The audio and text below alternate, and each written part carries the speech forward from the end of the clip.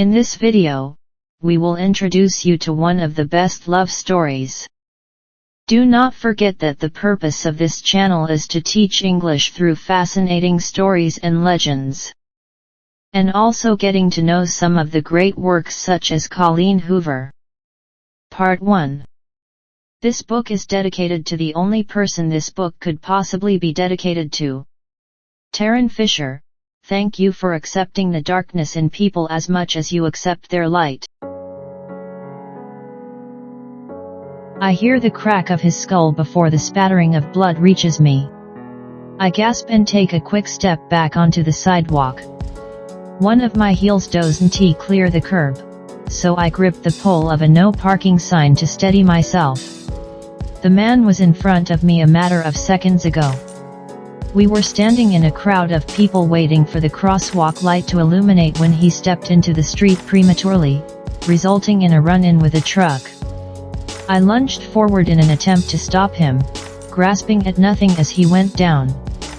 I closed my eyes before his head went under the tire, but I heard it pop like the cork of a champagne bottle. He was in the wrong, looking casually down at his phone, probably a side effect of crossing the same street without incident many times before. Death by routine. People gasp, but no one screams. The passenger of the offending vehicle jumps out of the truck and is immediately on his knees near the man's body. I back away from the scene as several people rush forward to help. I don't have to look at the man under the tire to know he didn't survive that. I only have to look down at my once white shirt, at the blood now splattered across it, to know that a hearse would serve him better than an ambulance. I spin around to move away from the accident, to find a place to take a breath, but the crosswalk sign now says walk and the thick crowd takes heed, making it impossible for me to swim upstream in this Manhattan river. Some don't even look up from their cell phones as they pass right by the accident. I stop trying to move, and wait for the crowd to thin. I glance back toward the accident, careful not to look directly at the man. The driver of the truck is now at the rear of the vehicle, wide-eyed, on a cell phone. 3, maybe 4, people are assisting them. A few are led by their morbid curiosities, filming the gruesome scene with their phones. If I were still living in Virginia, this would play out in a completely different manner. Everyone around would stop. Panic would ensue, people would be screaming, a news crew would be on scene in a matter of... But here in Manhattan, a pedestrian struck by a vehicle happens so often, it's not much more than an inconvenience. A delay in traffic for some, a ruined wardrobe for others. This probably happens so often, it won't even end up in print. As much as the indifference in some of the people here disturbs me, it's exactly why I moved to this city 10 years ago. People like me belong in overpopulated cities. The state of my life is irrelevant in a place this size. There are far more people here with stories much more pitiful than mine. Here, I'm invisible. Unimportant. Manhattan is too crowded to give a shit about me, and I love her for it. Are you hurt? I look up at a man as he touches my arm and scans my shirt. Deep concern is embedded in his expression as he looks me up and down, assessing me for injuries. I can tell by his reaction that he isn't one of the more hardened New Yorkers.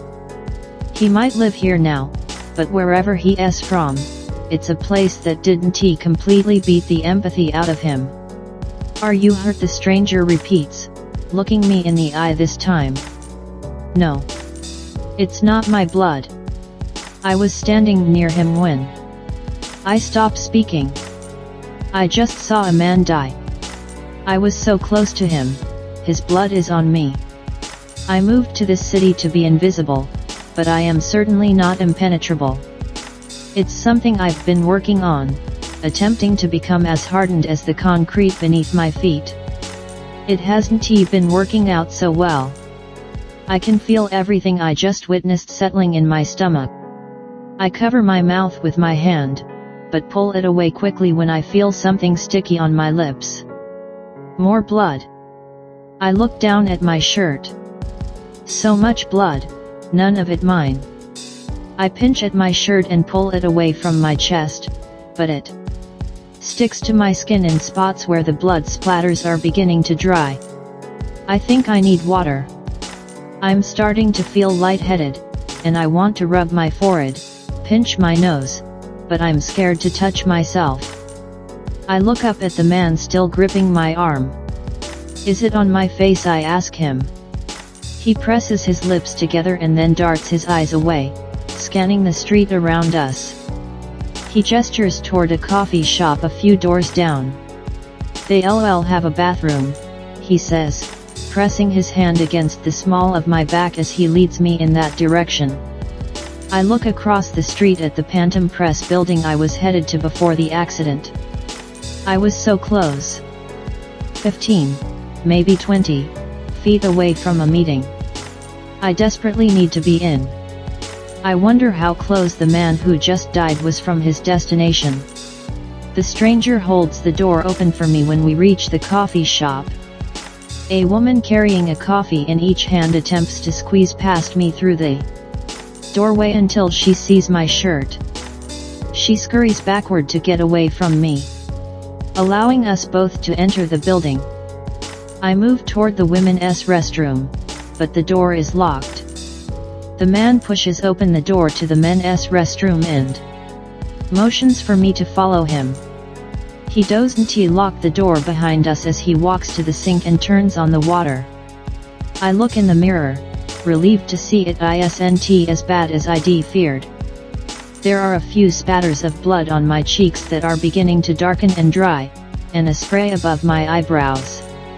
But luckily, the shirt took the brunt of it. The man hands me wet paper towels, and I wipe at my face while he wets another handful. I can smell the blood now. The tanginess in the air sends my mind whirling back to when I was 10. The smell of blood was strong enough to remember it all these years later. I attempt to hold my breath at the onset of more nausea. I don't want to puke, but I want this shirt off me now. I unbutton it with trembling fingers, then pull it off and place it under the faucet. I let the water do its job while I take the other wet napkins from the stranger and begin wiping the blood off my chest. He heads for the door, but instead of giving me privacy while I stand here in my least attractive bra, he locks us inside the bathroom so no one will walk in on me while I'm shirtless. It's disturbingly chivalrous and leaves me feeling uneasy. I'm tense as I watch him through the reflection in the mirror. Someone knocks. Be right out, he says. I relax a little, comforted by the thought that someone outside this door would hear me scream if I needed to. I focus on the blood until I'm certain I've washed it all off my neck and chest. I inspect my hair next, turning left to right in the mirror, but find only an inch of dark roots above fading caramel. Here, the man says, fingering the last button on his crisp white shirt. Put this on. He's already removed his suit jacket, which is now hanging from the doorknob. He frees himself of his button-up shirt, revealing a white undershirt beneath it. He's muscular, taller than me.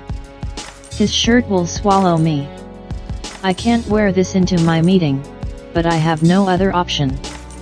I take the shirt when he hands it to me. I grab a few more dry paper towels and pat at my skin, then pull it on and begin buttoning it.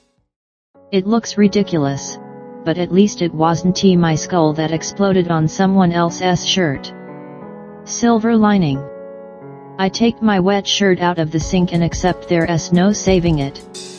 I toss it in the trash can, and then I grip the sink and stare at my reflection. Too tired, empty. Eyes stare back at me. The horror of what they've just witnessed have darkened the hazel to a murky brown. I rub my cheeks with the heels of my hands to inspire color, to no avail. I look like death. I lean against the wall, turning away from the mirror. The man is wadding up his tie. He shoves it in the pocket of his suit and assesses me for a moment. I can't tell if you're calm or in a state of shock. I'm not in shock, but I don't know that I'm calm, either. I'm not sure, I admit. Are you okay? I'm fine, he says.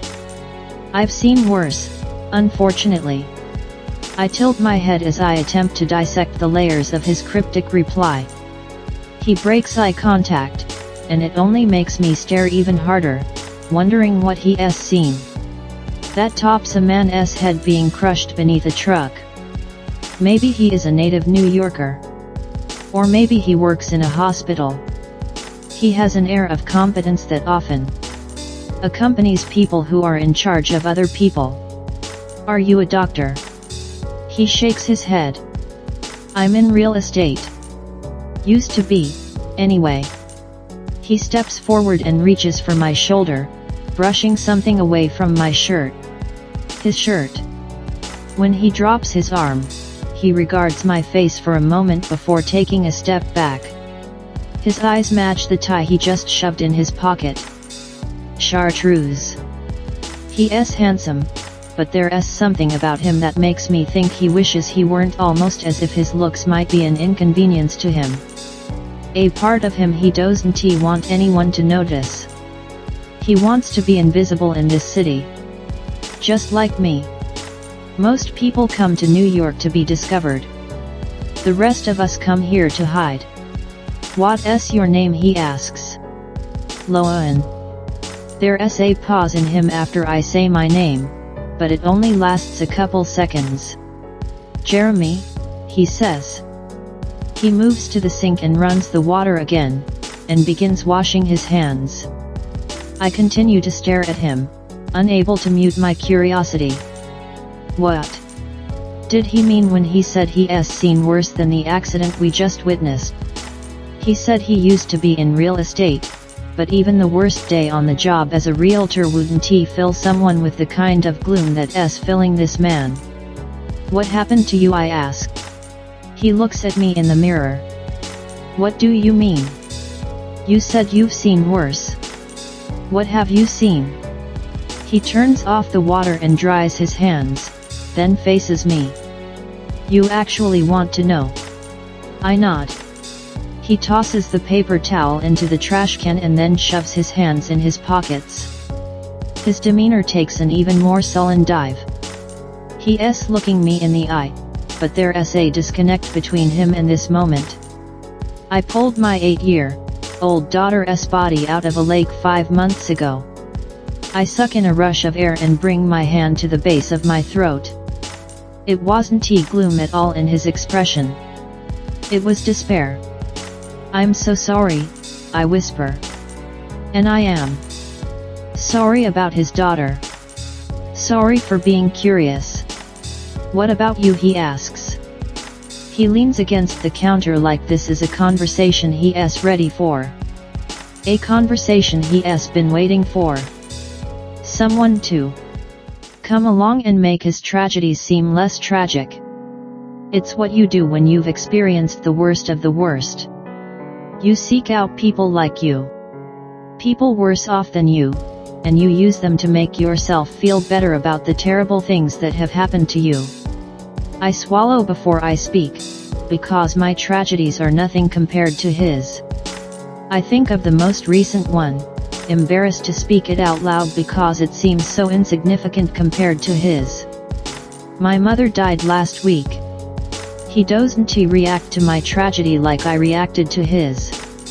He doesn't react at all, and I wonder if it's because he was hoping mine was worse. It isn't. He wins. How did she die? Cancer. I've been caring for her in my apartment for the past year. He's the first person I've said that to out loud. I can feel my pulse throbbing in my wrist, so I clasp my other hand around it. Today is the first time I've stepped outside in weeks. We stare at each other for a moment longer. I want to say something else, but I've never been involved in such a heavy conversation with a complete stranger. before. I kind of want it to end, because where does the conversation even go from here? It doesn't. It just stops. He faces the mirror again and looks at himself, pushing a strand of loose dark hair back in place. I have a meeting I need to get to. You sure you'll be okay? He's looking at my reflection in the mirror now. Yes. I'm alright. Alright, he turns, repeating the word like a question, as if being alright isn't as reassuring to him as if I'd said I would be okay. I'll be alright, I repeat. Thank you for the help. I want him to smile, but it doesn't fit the moment.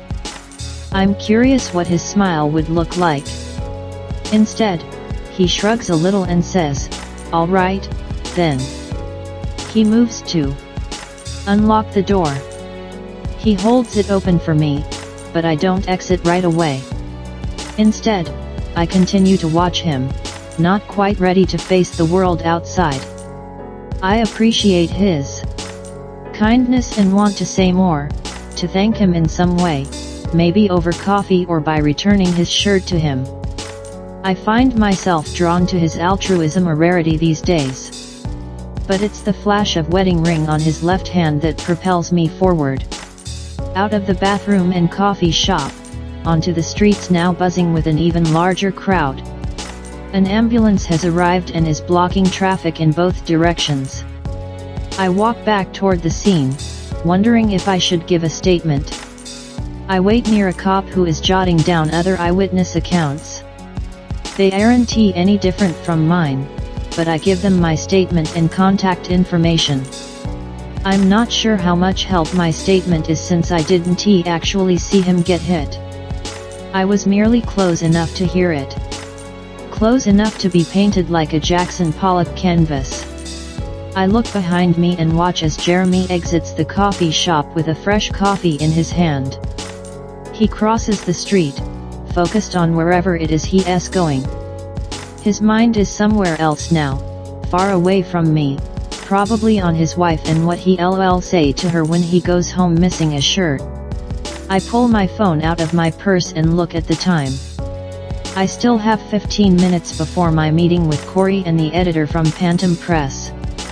My hands are shaking even worse now that the stranger is no longer here to distract me from my thoughts. Coffee may help. Morphine would definitely help, but hospice removed it all from my apartment last week when they came to retrieve their equipment after my mother passed. It's a shame I was too shaken to remember to hide it. I could really use some right about now.